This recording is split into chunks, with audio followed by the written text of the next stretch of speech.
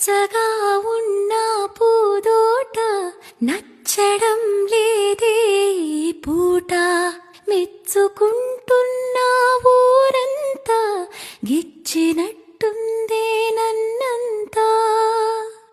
ఉండలేను నెమ్మదిగా ఎందుకంట తెలియదుగా.